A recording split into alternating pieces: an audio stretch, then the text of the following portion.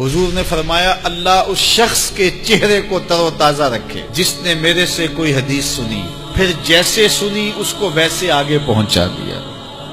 اور آقا کریم نے فرمایا بعض اوقات سنانے والا اس پر اتنا پہنچ کے عمل نہیں کرتا جتنا پھر سننے والا اس کے اوپر عامل ہو جاتا ہے۔ تو جب حضور نے دعا دی ہے کہ اللہ اس شخص کے چہرے کو تر و تازہ رکھے جس نے میری حدیث کو، میرے فرمان کو سنا اور ایسے ہی آگے پہنچا دیا، تو پھر موت کی سختیاں بھی اس کے چہرے کی تر و تازگی ختم نہیں کر سکتی،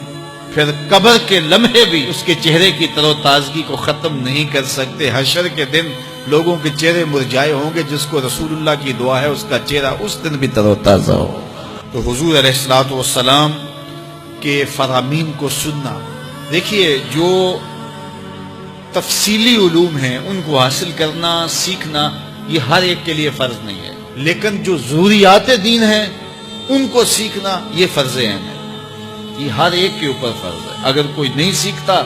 تو وہ گنہگار ہے، اور اس میں نماز کے مسائل ہیں، روزے کے مسائل ہیں، حج کے مسائل ہیں، زکوٰۃ کے مسائل ہیں، اگر کاروبار کرتا ہے تو بیع و شراء کے مسائل ہیں، اور کفر اسلام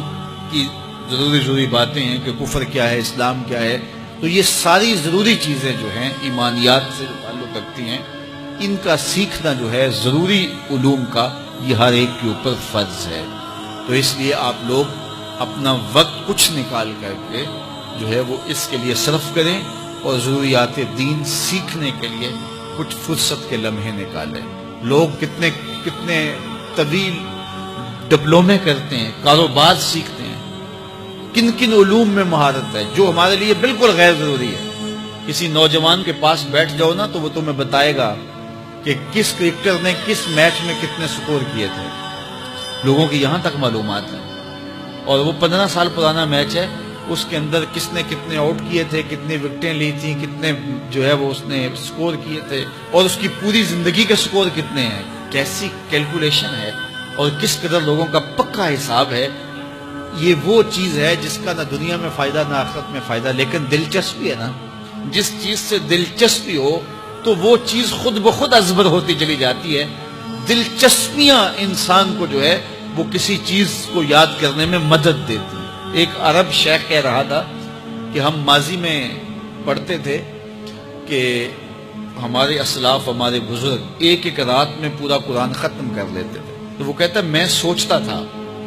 کہ ساری رات قرآن بندہ پڑھتا رہے تو کس طرح ممکن ہے۔ تو کہتا ہے میں اپنے بچوں کو دیکھتا ہوں کہ وہ جو ہے وہ موبائل کے ساتھ لگے رہتے ہیں، اور فجر کی اذان ہو جاتی ہے تو وہ تب چونکتے اچھا رات گزر گئی۔ تو میں کہتا ہوں نوجوان کی دلچسپیاں کچھ اور ہیں، اور وہ بھی اس شغف کی وجہ سے ایسا کھبا کہ رات گزر گئی اور اس کو پتہ ہی نہ چلا۔ تو جن کو قرآن کا نشہ ہو گیا تھا ان کی ساری راتیں قرآن میں گزر جاتی تھی، اور ان کو پتہ ہی نہیں ہوتا تھا کہ رات بھی گزر گئی ہے، اور اذان ہوتی تو پھر پتہ چلتا کہ اچھا رات گزر گئی ہے۔ تو یہ شوق اگر پیدا ہو، شوق تو دیکھیے یہ گیموں کا پیدا ہو جائے، کھیلوں کا پیدا ہو جائے، تو وہ انسان کو کیا کچھ سکھا دیتا ہے، اور جس کے سینے میں کتاب اللہ کا شوق پیدا ہو جائے تو پھر کیوں نہ اس کے سینے کے اندر جو ہے وہ طلب کتاب اللہ کی تلاوت کی پیدا ہوگی۔ تو اپنے سینوں میں علم حاصل کرنے کا شوق پیدا کرو، علم سیکھو، اپنی نسلوں کو سکھاؤ، اپنی اولادوں کو دین سکھاؤ، اپنی اولادوں کو نماز کا خوگر اور عادی بناؤ، ان کو کھینچ کے نماز کی طرف لے جاؤ، یہ عادی بن جائے نماز کے، تاکہ بعد از انتقال دعاؤں کے سلسلے جاری رہیں۔